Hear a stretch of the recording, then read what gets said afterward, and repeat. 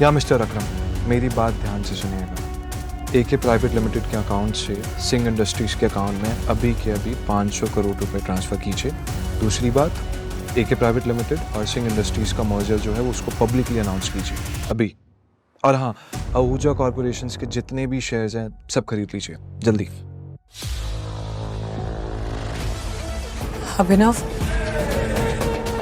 कौन हो तुम? अनन्या द्वारा किए गए सवाल का जवाब अभिनव देता। उससे पहले ही उसकी आंख खुली और उसने खुद को अपने घर में पाया। यह सिर्फ एक सपना था, लेकिन अभिनव को इस बात पर भरोसा नहीं हो रहा था। अभिनव अपने घर पर इसलिए सो रहा था क्योंकि अनन्या को बिल्कुल पसंद नहीं था कि वह सुबह उठकर अभिनव का चेहरा देखे। अभिनव के पापा संजय की मौत, जो एक साजिश थी, उसके बाद से वह काफी अकेला हो गया था। अपने पापा की मौत के पीछे जो आदमी था, उसका चेहरा उसे अच्छी तरह याद था। आज उठकर अभिनव को अकरम से मिलने जाना था। अभिनव जल्दी से तैयार होकर जब अकरम के पास पहुंचा तो अकरम उसे देखकर काफी खुश हो गया और कहा, आखिरकार हमने तुम्हें ढूंढ ही लिया टाइगर। टाइगर? हाँ, मैं पिछले 18 सालों से तुम्हें ढूंढ रहा हूं। तुम हमारे टाइगर हो, हमारे इस हजारों करोड़ के बिजनेस एम्पायर के वारिस, जिसे हम तीनों दोस्तों ने मिलकर शुरू किया था। मैं, तुम्हारे पापा संजय और राणा अग्निहोत्री। इतना कहते ही अकरम ने दीवार पर टंगी एक तस्वीर की तरफ इशारा कर दिया, जिसमें संजय, अकरम और राणा तीनों मौजूद। राणा को देख अभिनव को झटका लगा। उसकी आंखों के सामने वो दिन फिर से हरा हो गया जो वो हर सुबह देखकर उठता था। उस रात अभिनव के पिता को जिस आदमी ने गोली चलाई थी वो राणा था।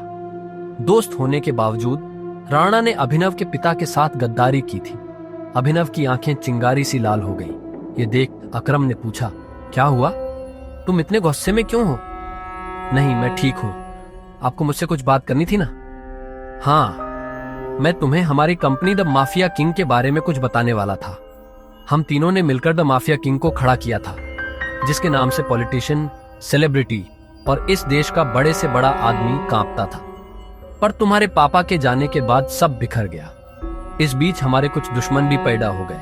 उनमें से एक दुश्मन है दिग्पाल छिंगावत। वो सालों से तुम्हें ढूंढ रहा है। वो तुम्हें मारकर हमारा नामो निशान मिटा देना चाहता है। फिलहाल द माफिया किंग का सारा काम राणा का बेटा मोंटी संभाल रहा है, लेकिन अब से कंपनी के कुछ फैसले तुम्हारे हाथों में होंगे। अपने पिता के काम को अब तुम्हें ही आगे बढ़ाना है टाइगर। ये सुनते ही अभिनव हैरान हो गया। कल तक उसकी जेब में 100 रुपये भी नहीं थे और आज अचानक वो हजारों करोड़ की कंपनी का मालिक हो गया था। इसके बाद अभिनव अपनी नौकरी पर गया और वहां उसके बॉस ने उसे खूब सुनाया, क्योंकि कल अभिनव काम पर नहीं आ पाया था, जिसके कारण उसके बॉस को बहुत नुकसान हुआ। बात यहां तक पहुंच चुकी थी कि उसके बॉस ने उसे नौकरी से निकाल दिया। इसके बाद अभिनव ने अपने बॉस से कहा, ठीक है, मैं जा रहा हूं। इस महीने जो मैंने काम किया उसकी सैलरी दे दीजिए। कल जो तेरी वजह से हमारा नुकसान हुआ, अगर मैं उसकी भरपाई तेरी सैलरी से भी करूं तो भी नहीं होगी। शुक्रमना मैं वो नहीं मांग रहा हूं। अब निकल यहां से। ये आप क्या बोल रहे हो?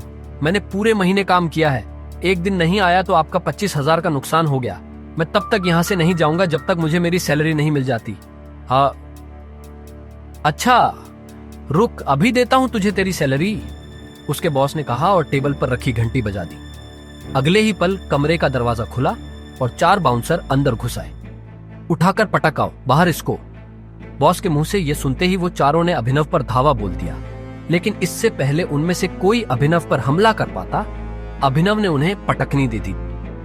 देखते ही देखते बॉस के सारे आदमी ढेर हो गए थे। बॉस यह देख हैरान रह गया था। अभिनव अब सीधा बॉस के पास आया और बोला, चुपचाप मेरी सैलरी दे दो। बॉस ने घबराहट में अपने ड्रॉर में से चेक निकाला और उस पर अमाउंट भरकर कांपते हाथों से अभिनव को थमा दिया। अभिनव ने चेक देखा और ऑफिस से बाहर निकल गया। इधर अभिनव जब ऑफिस से बाहर पहुंचा तो उसे एक अनजान नंबर से कॉल आया। अभिनव ने कॉल उठाया और बोला, हेलो हेलो टाइगर, अकरम बोल रहा हूं। हाँ कहिए। टाइगर, मुझे तुम्हें किसी से मिलवाना है। वो हमारे माफिया वर्ल्ड का एक बहुत बड़ा नाम है और साथ ही तुम्हारे पापा और मेरा जिगरी यार बलराज।